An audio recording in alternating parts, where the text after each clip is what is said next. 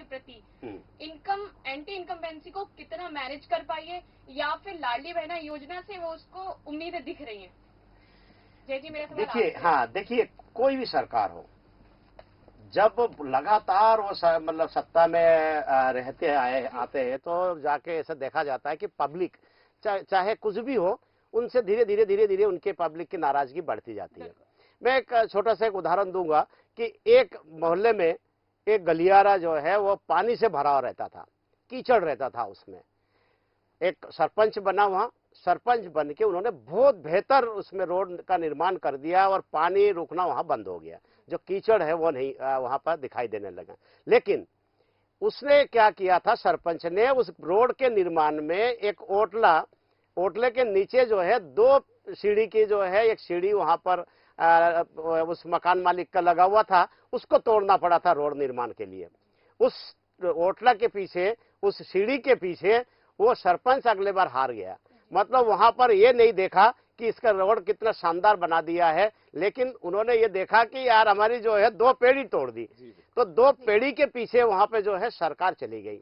तो anti incumbency जो है इसी टाइप के क्रिएट होता है कि आप अगर देखिए, अगर विकास कार्य को देखा जाए तो दिल्ली के, मैं याद दिलाना चाहूंगा शीला दीक्षित के, कि शीला दीक्षित से ज्यादा पूरे हिंदुस्तान में कोई भी ऐसे मुख्यमंत्री नहीं थे जो इतना सारा विकास उन्होंने किया हो, लेकिन उनको भी हारना पड़ा। और हारना मतलब वो जमानत जब्त हो गई। तो मुझे लगता है कि विकास के साथ साथ पब्लिक को लेके चलना ये बहुत कठिन काम है। और शिवराज सिंह फिर भी जिस प्रकार से हम 2-3 महीने पहले देख रहे थे कि शिवराज के प्रति नहीं, भारतीय जनता पार्टी के प्रति एक नाराजगी है। वो मुख्यमंत्री बदलना चाहते थे क्योंकि पार्टी बदलाव चाह रहे थे कि यहाँ देखा जा रहा था कि शिवराज सिंह के लिए बहुत सारी घोषणाएं हो गई थी कि शिवराज सिंह कहीं आए और आके घोषणा करके चले गए, लेकिन उसको इम्प्लीमेंट नहीं कर पाए। तो इसका आक्रोश तो था, लेकिन धीरे धीरे कांग्रेस की जो शिथिलता रही, जो कांग्रेस आक्रामकता दिखाना चाहिए था, वो नहीं दिखा पाई। और यही कारण है कि धीरे धीरे जनता के जो है नजरों में ये लगने लगा कि यार ये तो ठीक है, कम से कम जो है ये घातक नहीं है सरकार। इसीलिए जो है शायद वो जो एंटी इनकम्बेंसी की बात हम कर रहे हैं वो शायद अब इतने जोरदार ढंग से हमें दिखाई नहीं दे रहे हैं,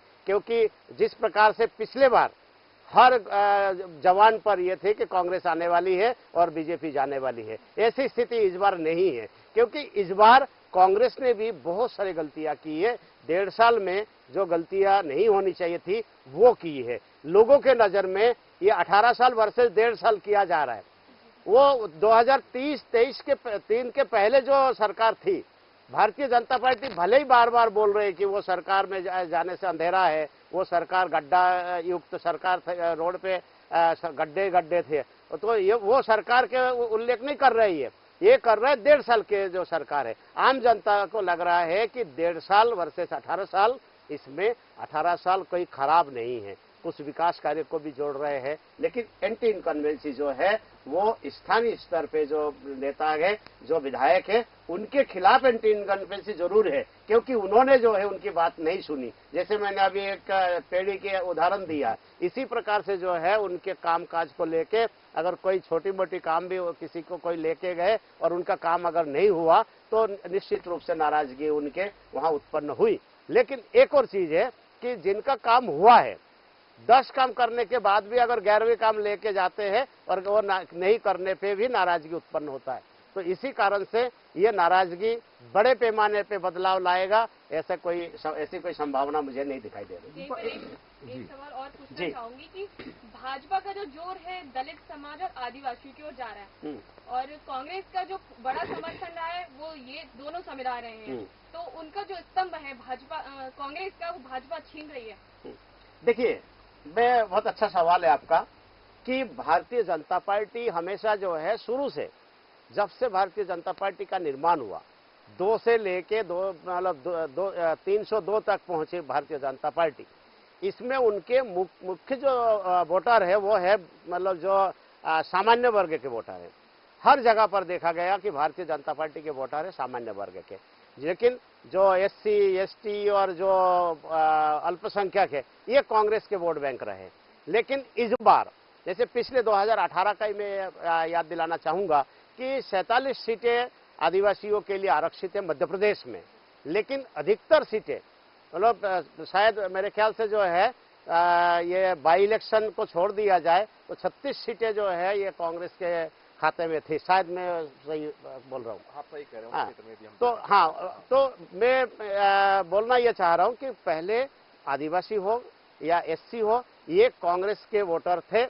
इस बार अधिकतर जगह पर भारतीय जनता पार्टी में रिकवर किया और ये जो 3 साल 3.5 साल काम किया, इसमें ये उन्होंने अध्ययन किया है कि 18 में हम लोग हारे क्यों। यहाँ हारने का एक और कारण है कि आपने 2-3 पार्टियों का नाम सुना होगा। एक बहुजन समाज पार्टी बहुत प्रसिद्ध पार्टी है, यूपी से ये पार्टी खड़ी हुई है, पूरे देश में फैल गई, लेकिन मध्य प्रदेश में कभी ना कभी वो प्रभाव यहाँ पर डालती आई है। लेकिन बहुत ज्यादा बहुजन समाज पार्टी ने यहाँ पैर पसार नहीं पाए। गोंडवाना गणतंत्र पार्टी ये जो है ये आदिवासियों की पार्टी है, आदिवासियों को लेके चलने वाली पार्टी है और लगा था कि यह आदिवासियों के लिए जो है ये पार्टी कुछ विकास करेगी या पार्टी कुछ सोचेगी। लेकिन बड़े जो नेतृत्व है, बड़े जो राजनीतिज्ञ ये बहुत घाघ लोग हैं।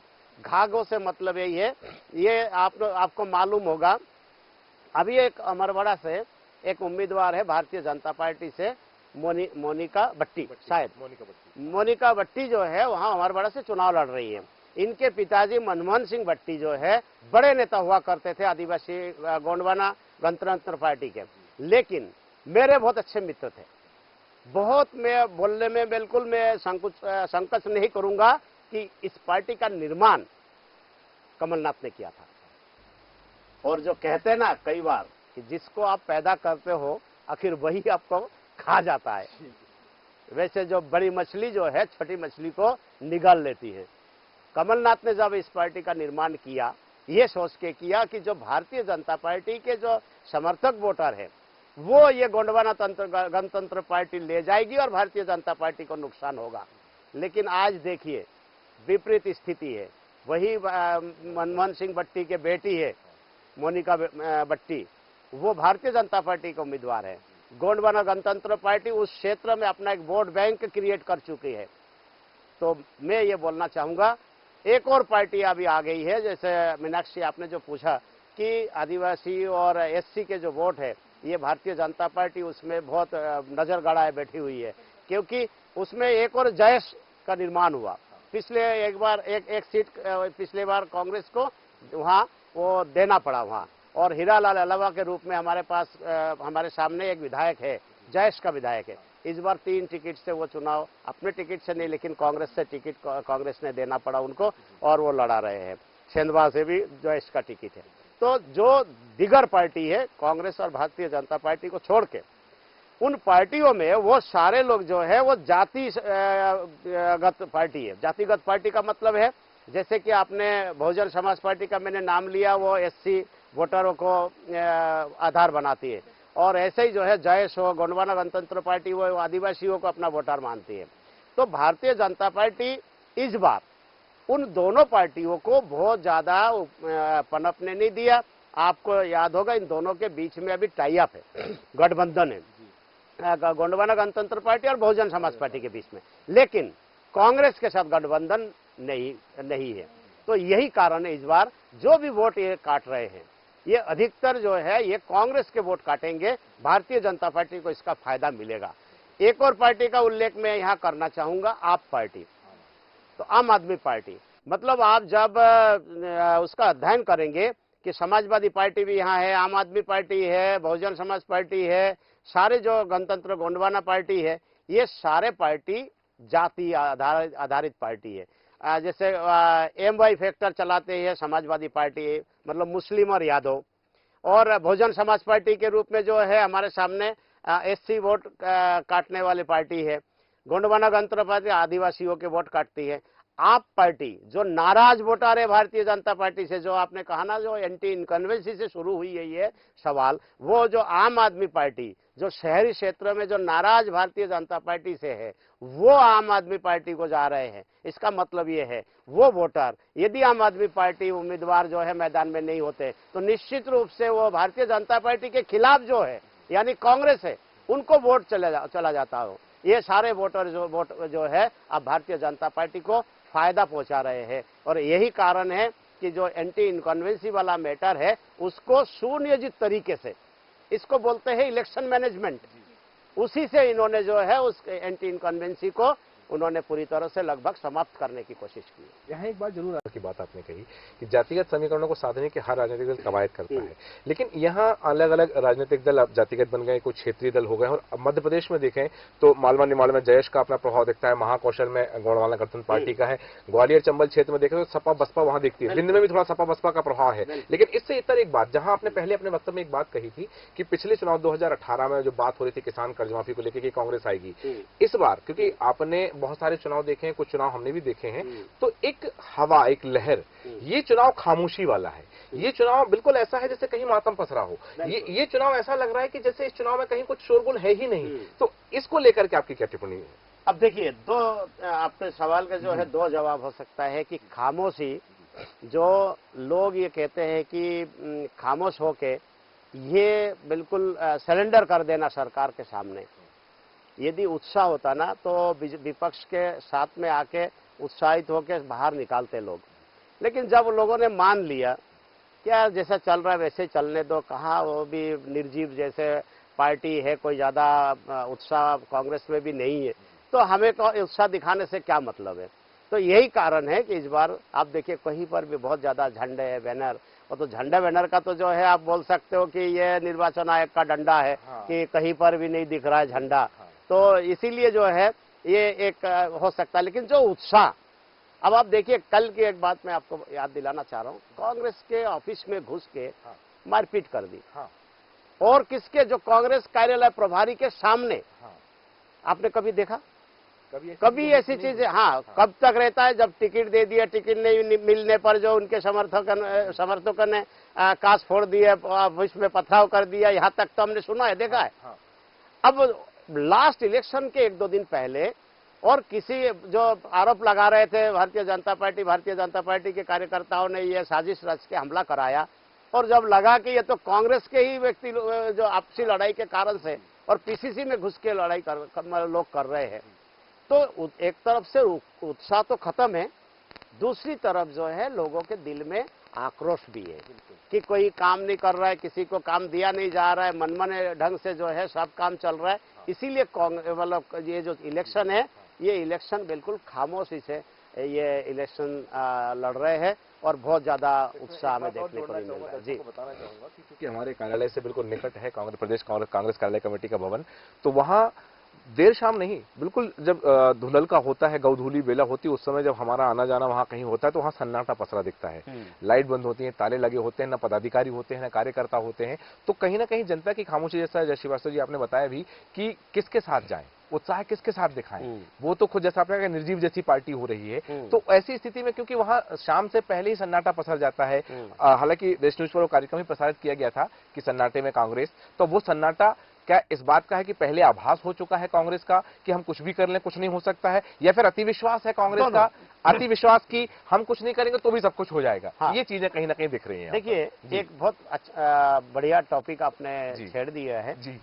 पहली बार मैंने ये देखा, वर्षों से हम कांग्रेस के इर्द गिर्द घूमते हैं जी, आसपास में हम देखते हैं कि दीपावली पर जो है कम से कम लाइटिंग जरूर होती है कांग्रेस कार्यालय में। इस बार लाइटिंग नहीं है। क्या पैसे की कमी है? कमलनाथ के हाथ में जिसका बागडोर है, हाँ, उनके पास जो है पैसे की कमी नहीं है जी। कितना पैसा लगता है? एक फोन पे जो है वहाँ सीरीजे वगैरह लाइटिंग हो सकते थे। पता है आपको क्यों नहीं लगाए होंगे?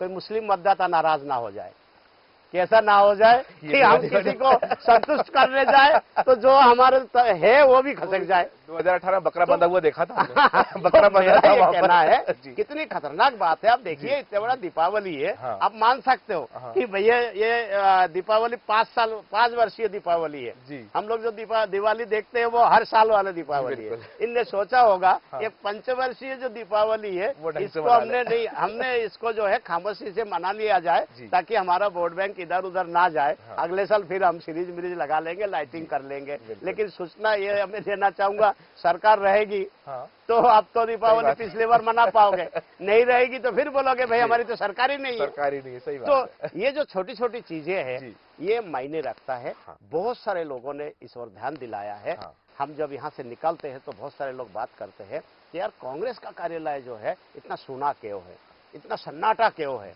आपने कहा ना कि ये अति विश्वास, हाँ। अति विश्वास है। आगे एक बात बताइए कि जैसे मान के चले मेरे पास कुछ पैसा आ जाए हाँ। या कहीं से आने वाला हो हाँ। या मिठाई खा रहा हूं मैं, तो मेरे पास तो इतनी खुशी होगी मैं तो 2-4 डब्बा और लाके बांट दूंगा। बिल्कुल सही है। ये इसको कहा जा सकता है अति विश्वास। हाँ। ये अति विश्वास का चिन्ह नहीं है, ये निराशा का भी चिन्ह है। हाँ। कल आपने देखा होगा कमलनाथ जैसे शांतिप्रिय व्यक्ति भी जी। कल जो है आक्रोशित हो गए। इटारसी के पास हाँ। में हाँ। आक्रोशित हो गए और जो संचालन करता है हाँ। उसको मंच से निकाल दिया। जी।